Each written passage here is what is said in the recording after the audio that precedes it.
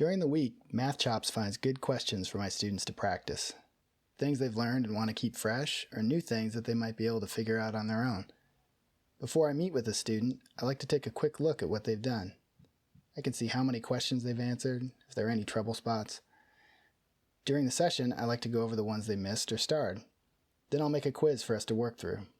With my tutor account, I can make quizzes for different tests and different difficulty levels. Sometimes I'll make one and assign it for homework, but I can also just tell them to answer a certain number of questions for the week, playing any game they want. Most weeks, I'll ask them to beat the level challenge. If they beat it, this score will go up, and all the other games will get a little harder. Sometimes kids actually get really into this game, and they'll answer hundreds of questions in 1 week. Mathchops is great for students at all levels. Sometimes kids are intimidated by full tests, or they get discouraged by low scores. Mathchops can be a great way to introduce them to this material. But it's also great for students who are getting 750s or 34s, and they're fighting for those last few questions. The numbers change every time a question shows up, so you don't have to worry about running out of material. You can just let Mathchops find good questions for your students and then focus on the ones they really need help with.